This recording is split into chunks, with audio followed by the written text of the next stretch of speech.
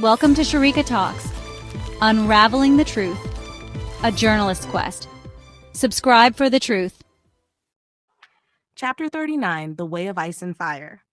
Leg muscles, Sachin said, exhaling slowly, his voice cutting through the thin mountain air, are the strongest muscles in the human body. You must learn to involve them in every attack, subconsciously without thinking.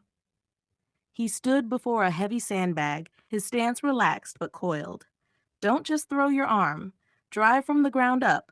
Put your weight behind it, then snap it. Thwack. His fist blurred, burying itself into the bag with a sickening thud that didn't move the bag much but sent a visible shockwave through the sand inside. Every hit is meant to break, not push, Sachin explained, pulling back. If your opponent flies backward, it's just a performance. A real attack leaves the impact inside them. It shatters. You must condition your body to absorb the impact and to give the impact. And, more importantly, you must be able to control the damage level. You should know how to break and how to stop just before the break. He snapped a front kick that stopped a millimeter from Sagar's nose. The right force to the right point at the exact right moment. You should be able to choose whether you break or just bruise it. 3 months had bled away since Sachin arrived at Rocky's sanctuary. Rocky had slowly unspooled his life story, a tale of betrayal and resilience that resonated deeply with Sachin.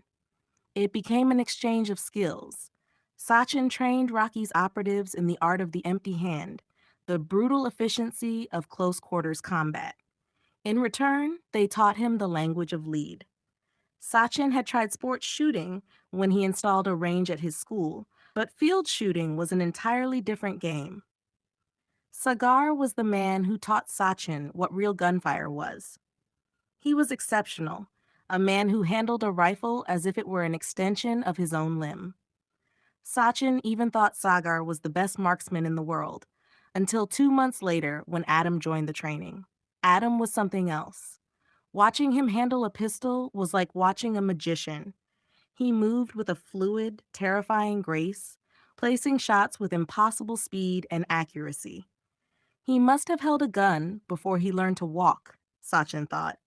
He realized then that if needed, Adam could have shot him dead on that platform in Basti. It was because of Adam's hesitation that he was still alive. The regimen saved him. Rigorous training, wholesome food, and exhaustion-induced sleep helped him reclaim his physical peak, perhaps even surpass it. Yet a hollow lack of purpose still lingered in the back of his mind, a dark water waiting to rise. Whenever the urge to drown himself in rum surfaced, he sought out Rocky. The old spy's presence was a better sedative than alcohol. He remained untethered. He hadn't bought a new phone. He feared that a single connection to the outside world would shatter his fragile peace. He made calls only to his father, using Adam's or Sagar's phones. The last time he communicated with Chugru and the Sixers was the day he arrived. That night, he didn't sleep. But it wasn't memories of Deepa that kept him awake. He dove deep into research on global pandemics, analyzing the potential trajectory of the novel virus emerging from China, COVID-19. He drafted a meticulous action plan. He outlined upgrades for online class server capabilities, UI polishing for the apps to handle increased traffic, and strict safety protocols for the elderly and children in the Derrick centers. He sent the directives to the Sixers and Sukanya via Adam's laptop. Sukanya's replies came in a flurry. First concern, then anger, then sadness, then criticism for his silence. Sachin didn't reply to a single one. He only monitored the execution of his orders, a ghost managing an empire from the shadows. He feared that if he typed a single personal word, he would break and abandon everything he had built here. Days turned into weeks and into months quickly after he arrived. He glanced at his watch. 3:46 p.m., April 30th, 2020. He knew he had to go back to fulfill the promises he made to Rocky and Adam. He had already transferred some of his personal funds to Rocky as a token of gratitude, but he knew they needed more funding. And the buildings, they needed to be upgraded. He remembered the conversation he had on the day he arrived. Every building, even Rocky's two-story home, was constructed from timber and camouflaged by nature. "We don't want to be spotted by a satellite or aerial recon easily," Adam had explained. "My CEO's husband heads our biotech division," Sachin had replied, his mind already working. He successfully bioengineered mosses, bamboo, and trees that can be grown into living structures. "It's a modernization of ancient Chinese techniques.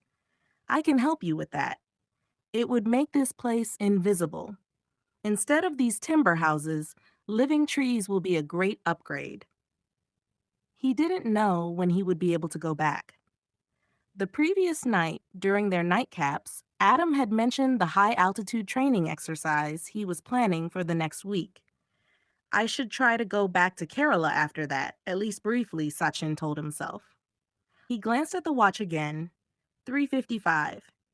It was time for the evening training session. As he walked out to the training grounds, he noticed Rocky speaking to a figure in the distance. The details were blurred by the distance, but one thing was clear: the stranger was enormous. Even Rocky, who stood a towering 6'2", had to tilt his head back to meet the man's gaze. Sachin didn't give it much thought, diving into the rhythm of training. During a water break, he glanced over again. Rocky was gone, but the tall silhouette remained, standing perfectly still, rooted like an ancient tree. Sachin felt the weight of a gaze on him, heavy and physical, but he brushed it off and returned to his workout. 2 hours later, exhausted and dripping with sweat, Sachin finished his cool down. He looked toward the edge of the clearing. To his astonishment, the man was still there. Curiosity piqued. Sachin walked closer. As the distance closed, the silhouette resolved into a figure that defied logic. The man was huge, his skin pale, as white as milk. As he reached even closer, Sachin realized that might not be the man's real skin color, because he was drenched in ash from head to toe. His hair was a thick, matted cascade of black ropes that hadn't seen a comb or water in years. His beard was a wild thicket, like a hornet's nest. He wore only a strip of what looked like cured animal skin around his loins. As Sachin drew near, he realized the man wasn't just standing. He was truly motionless. Only his eyes moved, tracking Sachin's approach. There was no rise and fall of a chest, not even a sign of breathing or heartbeat, like a statue. Sachin was certain this man hadn't bathed in decades. Yet there was no foul odor, unlike Sachin, who reeked of sweat and mud. Sachin stopped a few feet away, opening his mouth to speak. Crack! A sound like a grenade detonating right in front of his face shattered the silence. Sachin didn't even realize the sound was a shout from the man. A blur of motion shot toward his face, a hand, moving with the speed of lightning. Instinct took over. Before his brain could register the threat, his body moved. He turned his head, sidestepping and bringing his right hand up to block and grab the man's wrist. The moment his skin touched the stranger's, a shock of absolute, biting cold raced up his arm. It was like grabbing a bar of dry ice. The man reacted instantly. He grabbed Sachin's wrist in return with the same hand. And immediately, the sensation inverted. The icy cold vanished, replaced by a heat so intense it felt like dipping his arm into melted wax. The giant immediately loosened his grip, and Sachin did the same. Then the man muttered something unintelligible, his eyes boring into Sachin's. He raised a finger, pointing directly at Sachin's chest. Sachin stood frozen, muscles coiled, ready for the next attack. The man clenched his fist. Then he opened his mouth and shouted.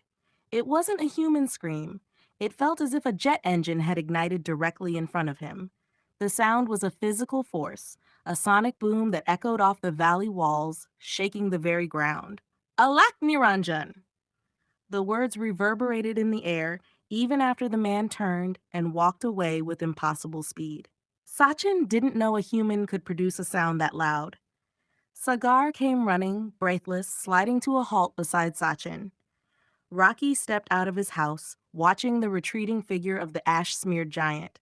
He looked at the man, then at the stunned Sachin, and then Rocky smiled. End of chapter 39. Thank you for watching Unraveling the Truth, A Journalist's Quest. Subscribe to stay updated on Sharika's journey. Stay tuned for the next part. Disclaimer. Unraveling the Truth, A Journalist's Quest is a work of fiction. The experiences, ideas, and theories presented by the characters, including the books they write, are purely fictional and do not reflect real-world events, beliefs, or ideologies. While some incidents and characters may be inspired by real-world scenarios, they are entirely fictionalized for storytelling purposes. The author does not endorse or share the viewpoints expressed by any character in this novel. Any resemblance to actual persons, living or dead, or real events is purely coincidental. Viewer discretion is advised.